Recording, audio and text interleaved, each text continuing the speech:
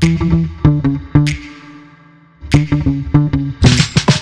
ourselves back to the accountability question. How do we keep ourselves accountable to this? Because a lot of leaders, and I don't mean to crap on leaders have a lot of challenges and a lot of lack of training that Hard. which is the whole, it is exceptionally hard. And they're It's hard. kind of left out to go, learn how to swim. I'm going to throw you in the deepest water I can find. Yeah. Go figure it out. And leaders need leaders. And that's a huge challenge for them as well. Facts. So it makes me come back to the thought of accountability, because we talk about responsibility a lot. Responsibility is your job description. Responsibility is, but accountability is so rare.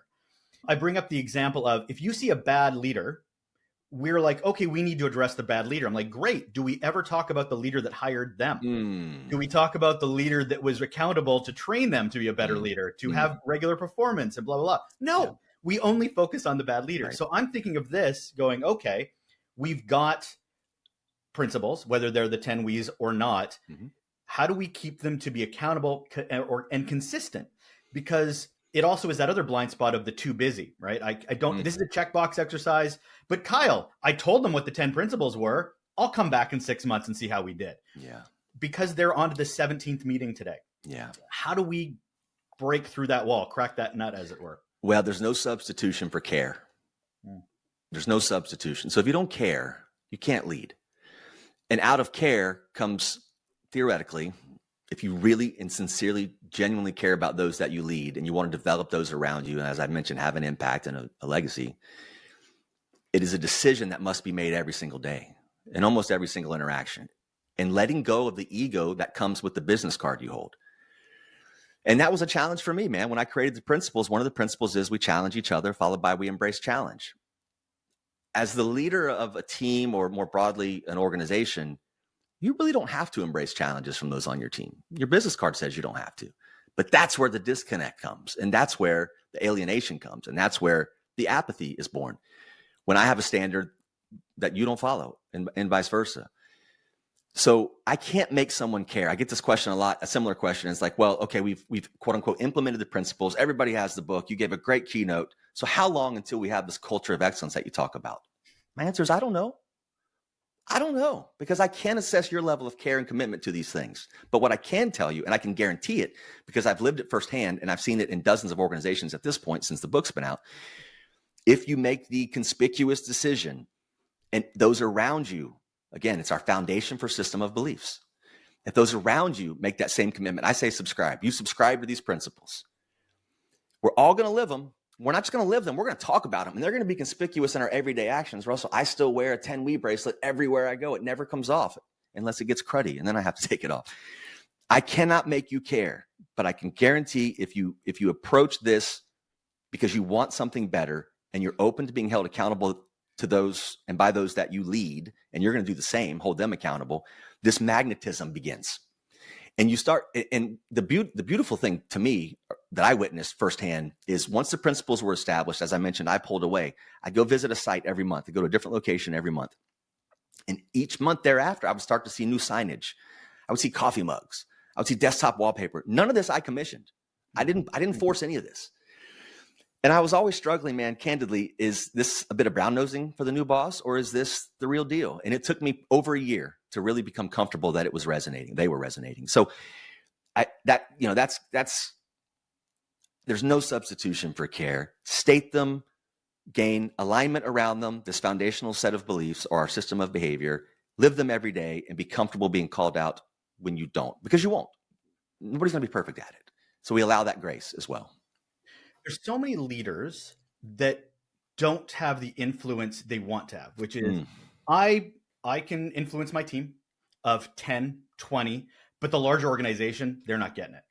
So from your experience from working with clients and stuff, what is the best approach? Because truthfully, you can go to the CEO and they'll be like, yeah, we'll do that. But there are passionate middle management leaders who are basically going, oh, this I can control. This is great for my team. This is motivating for my team. We see the vision and mission because they're on the poster, but really this is where the rubber hits the road, right? So how do you approach an organization? Because sometimes organizationally they're not ready, but they are at a subculture level. You're so spot on, dude. I go through a bit of a vetting process personally. So I have a very small team. We've got a team of 5 people.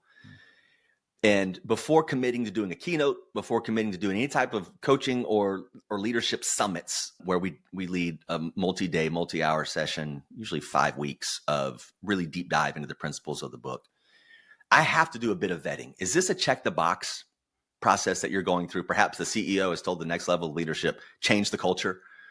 So I have to weigh how serious this is. And this is where I've turned down business more than once to say, this feels like an initiative and not a way of life. So we've got to, you're so right. That middle layer of management is thirsty. They're so hungry for a different way, a better way, but it feels almost impossible because they're just not seeing the same level of effort and energy around the same topics above them, air quotes, on the org chart. So, I want to make sure that folks understand, your audience understands. I recognize if you're in a place where the toxicity or dysfunction in the org, specifically above you, and maybe even around you, is so great that you're not able to make the change that you want to make. I get it. And if you choose to keep your head down and continue down that less impactful path, I got nothing but love for you. We got commitments. We got bills. It's not easy to sometimes take a step back to go 2 or 3 steps forward. And that's a decision all of us have to make. But if you care enough and you are committed enough to a different way and you want to find that fulfillment, I all but guarantee that 1 step backward is almost always worth the 2, 3, 4 steps forward that will result in leading differently. I want to just to get a little bit more granular with those managers that are trying to implement this. Diversity comes up for me a lot when we talk about general, like 10 principles. I know we've already established that these don't need to be your principles. They just need to be there to maybe inspire what works for you. Mm-hmm. But even looking at one of your principles, which is we challenge each other diplomatically. Yeah. I hear that. And I also hear, I know so many people that being challenged means something completely different from person to person. You could have the softest touch and that person's like, I've had so many horrible leaders to date that I am like, the walls go up. Or others that more neurodivergent who see being challenged differently in how they want to be challenged. So how do we adjust principles to better connect with those that we're responsible for when they may see things quite differently? Well, there's a rule. First of all, we challenge each other has a rule. Every challenge must be grounded in either data or experience. Okay, fair. Not opinion. So, part of the adoption or subscribing to these principles involves understanding the nuances underneath them. If you have an issue with anything we're doing, bring me the data, show me how, and it could be experiential data. It could be something that you've lived in a former organization. Pretend we have this new marketing approach that's about to launch and someone on the team has had or took a similar approach with another firm before they joined our team and they saw it fail miserably. We must listen to that challenge. We must be open to hearing that. It's when we come and say, I don't like those glasses, Russell. Like, that's not helpful. Your opinion is wanted and heard, but it's not part of the challenge process. And I'll tell a really quick story. So I introduced these principles back in 2017. And as I mentioned, the acceptance or response was mixed, largely favorable, but not entirely. One of the people, a direct report of mine inside this subgroup of those that were pretty obstinate, her name's Julia. She knows I tell this story, so it's all good because there's a great ending to it. Julia was difficult to me at nearly every turn. Nearly 10 years later, she doesn't quite remember it the way I do. My recollection is nearly every ask I had of her was met with some type of pushback. And I am far from the brightest guy in the room, dude. But when I introduced these principles, I was so passionate about the adoption and wanting them to take place without me forcing it. I recognized that these were challenges she was giving me. And if I didn't embrace them, if I didn't take my own medicine, the whole thing is dead on arrival. So here's this guy that's just evangelizing all these things. And one of them is we must embrace challenge. And the first time somebody pushes back on him, he bangs his fist on the desk and uses his business card to say, no, here's what we're doing because I said so. Well, I knew the best example is Julia I asked for a workbook. I wanted to do some analysis, personal analysis of this new organization. So she had all this data. I said, send me the workbook. She sent me a screenshot. Not helpful. I said, please send me the workbook. She sends me a single tab of a workbook. At this point, I'm fuming. but I just couldn't react the way I wanted to.